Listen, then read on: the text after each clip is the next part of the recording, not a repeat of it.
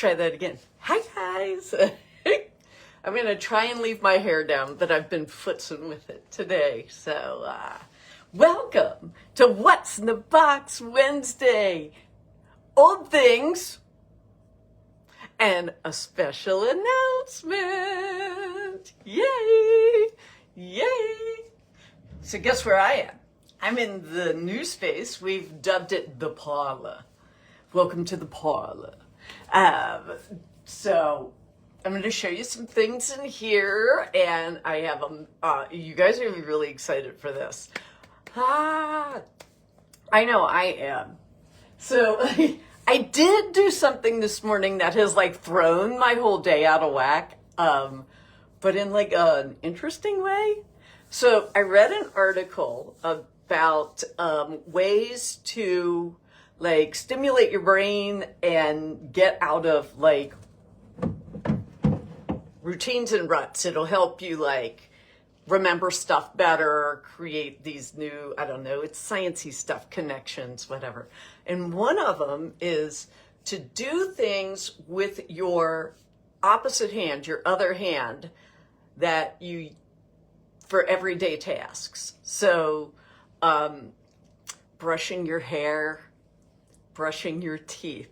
So I did both of those with my left hand today. And I'll tell you what, you wouldn't think that brushing your teeth with your opposite hand is hard, but it is. Like, it is like crazy, like, yeah, you're just like with your, I shouldn't be doing that motion by my face, I'm sorry. But you know what? It was really hard. Doing your hair with your opposite hand. The hair dryer, I think I smacked myself in the head like 3 times with it. Try it. I mean, just try it. It's like so like, because you went through your morning with these routines, and this makes your body like think differently. So anyway, give it a whirl. It was just like, I did not attempt tying my shoelaces the opposite way. Like I after the concussions I sustained with my hair this morning, and the ripped up gums from So I know you guys followed along with the parlor. That explains a lot. I know, right? Yeah, give it a whirl. See what happens. All I need is yet another concussion on the list. I'm already in double digits. We're in the parlor, and a couple things. So the door to this room will be closed because we need to be in here with you because these things are delicate.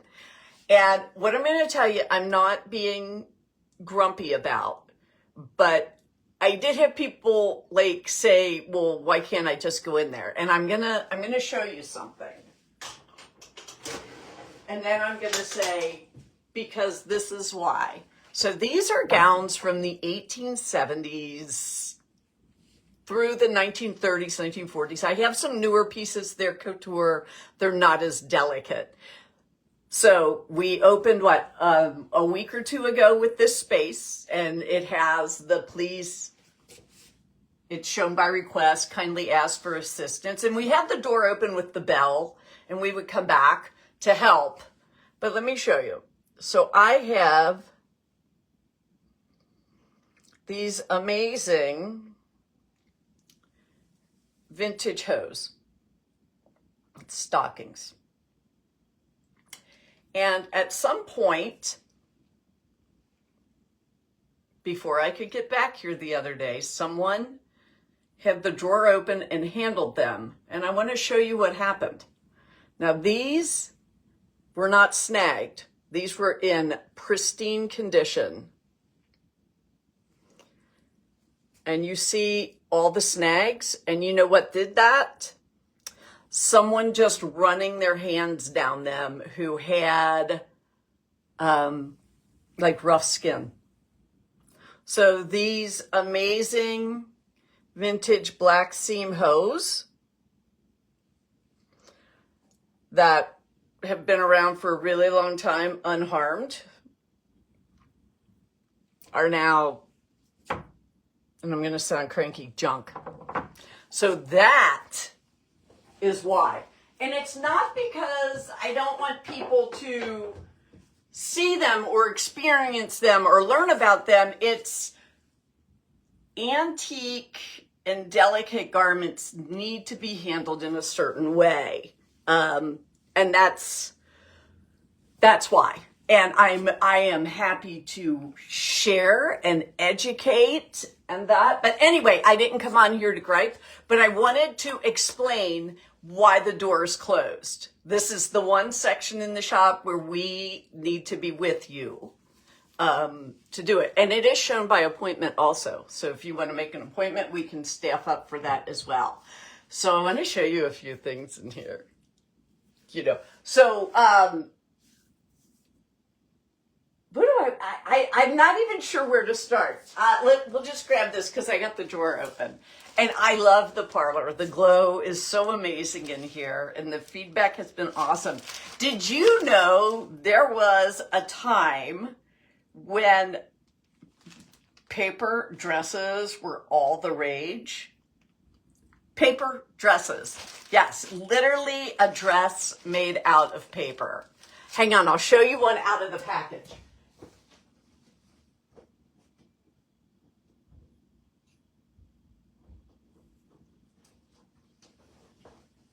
So this is a paper dress. This is one that was used in a hospital. That's why it has that logo on it. And you're like, what? Nuh-uh. So they were the paper keyhole neck dress by Waste Basket Boutique out of a company called Mars of Asheville, North Carolina, right? Look at the pattern on this. And here's what it says. The new Wonder Fabric, 93% cellulose, 7% nylon. Press with cool iron. You can iron this with a cool iron. And then it says, shorten with scissors. That's my kind of sewing right there. And fire and water resistant. It's disposable. And the sizes are teeny, 4 to 6, tiny, 8 to 10, bigger, 12 to 14, and biggest, 16 to 18.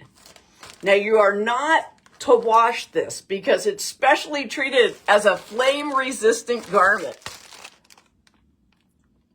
So this one is still in the bag, not been opened. It has the tag here. It has whatever that little code is. But anyway, paper dresses. And if there was, I think there was one Andy Warhol did. I think it was Andy Warhol. That was just like crazy, amazing, cool to see. And it looked like newsprint. Yeah, it was awesome. Awesome. Okay, I have so much to show you, and I don't know what you want to see. Okay, check this baby out. This is an Edwardian. Oh, we got a weird, thing with that. Maybe if I bring it down here. I don't know if you'll see it better. Look at these little flowers. So this is, I don't know. I want to make it so you can see how cool it is. Does that help? There. So these little flowers, this is an Edwardian dress. It's a day dress, for tea. It has a silk lining that is shattering. Don't put grandma and great-grandma's garments in the attic where the temperature fluctuates. But it has these little flowers on the back, kind of pulling the lace up. How sassy, right? Isn't that beautiful? This could still be worn, but if you were going to wear it, I'm going to say the waist is pretty small on that. Flat lay. Know your flat lay measurements, people. That's always good to know. So this is a 23 to 24 inch waist. Uh-huh. Yeah. Corsets. Woo! I was gonna like go from that. Oh. Ah, this one's amazing, beautiful too. Okay, so think Titanic. Now this is a day dress. It would have had a slip dress underneath it, you know, all your undergarments, right? And I'm gonna close this drawer. Ugh. I'm gonna come in close so you can see this. This is all hand done. Look at the pin tucks across the front and the embroidery. And you haven't even seen the best part yet. Ready? This is the back. And I'm going to zoom in because do you see the line of buttons? I hope you can see these. Do you see that those button covers are crocheted? And okay, that's my fingernail. So you can see how small, I hope that's a clean one, how small these buttons are. Do you see can you see that detail in there? It is absolutely amazing, right? And this one's still very, look at how beautiful it is on the skirt. And this could still be worn. And like the amount of workmanship, craftsmanship, like the ability to do that is just mind-boggling. I have, there's so much to show you in here. Okay, this dress, now this was a belt to a matching coat for this dress. This is silk, custom made.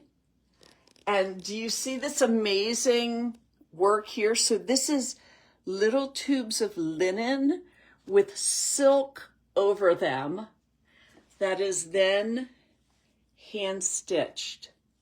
I hope you can see that. And okay, so there's several ways people pronounce this style of work. Soutache or soutache.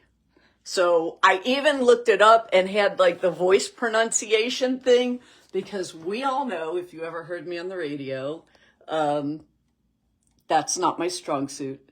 But isn't that beautiful? And it is the most delicate seafoam green. And I want to say these mannequins, I love sharing my stuff. I hope you guys are enjoying this. These are all for sale in here. These mannequins are 1950s to early 1960s department store mannequins. Aren't they amazing? This one has her arms off. Oops. This one has her arms off because I had someone in looking at this. This is from 1910 or so, right around there.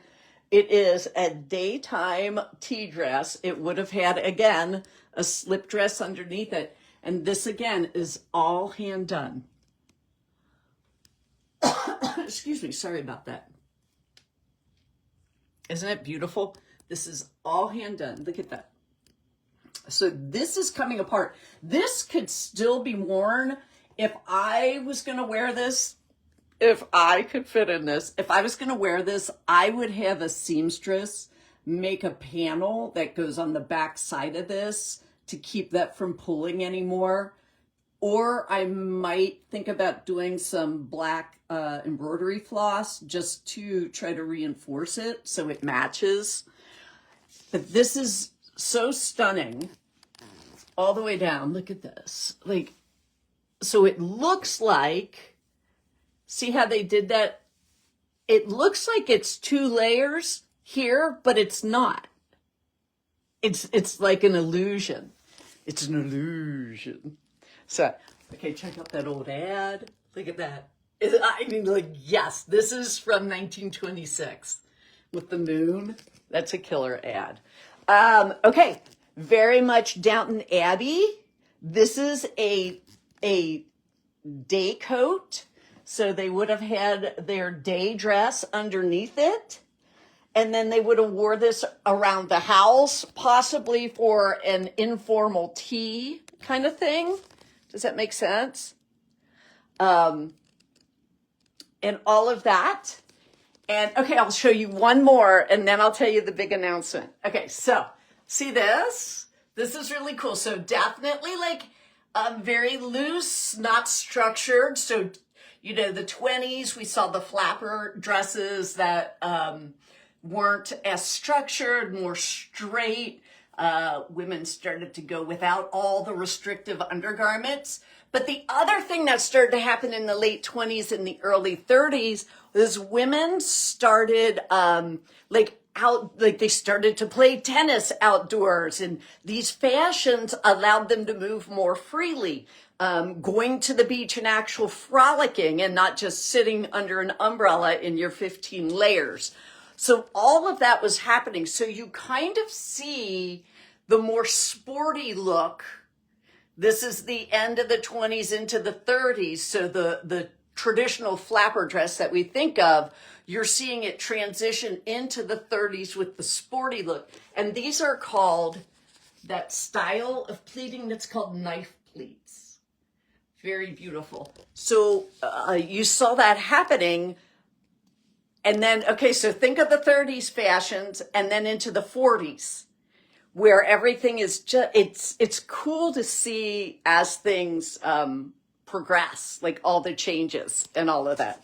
Well, I'm a nerd, I'm weird, so I think it's cool. I don't know if everybody else does.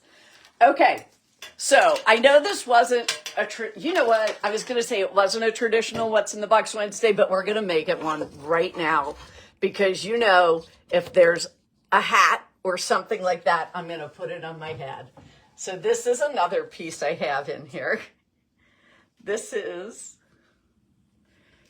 an old school hat. Ready? It's one of these with the big satiny bows that they would have put on. I'm putting it on my head. That now it's a true What's in the Box Wednesday, because if there's something I can put on my head, I'm putting it on my head. And I'll tell you why I thought of that. I feel like a Muppet. Anyway, yes, Lisa, you are related to me. Anyway, so why am I thinking of all this stuff? So in April, we have the 450th live episode of What's in the Box Wednesday, and sometimes on a Thursday when I would forget. I mean, that's a crazy milestone, right? And we are going to celebrate the bejeebers out of it. So I've been going back and looking at old What's in the Box Wednesdays and like, oh my gosh, they're so funny. And we had several guest hosts, and you all watched Sebastian grow up with us in the shop. So here's the thing. From now until the last one in March, if you comment on the live video, I want to guest co-host, we will bring a co-host in each Wednesday of April. Okay? So on this video or any of the lives between now and the last one of March, comment, I want to co-host, and we will draw names for each week to come in and co-host. Because I think that's kind of cool. And we've got more to come yet for April. And why are we doing all this? Because this is our 10th anniversary being in a brick and mortar. 2026 is 10 years for VV Vintage. Thank you. Thank you.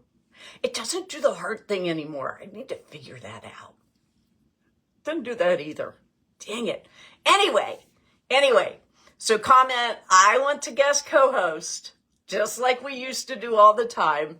And your names will all be put into a drawing. And then on the last one, we will draw names.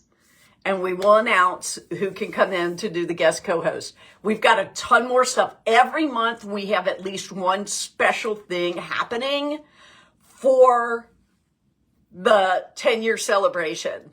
So one of them was getting this room opened. The other one that we did was launching our loyalty program, Repeat Offenders. So really exciting. I've gone way long, and I apologize for that. So you all have a wonderful day. The weather outside is amazing here in Vivi, sunny and warm. I didn't even need a coat after yesterday when I was like, oh. Anyway, I might just wear this all day.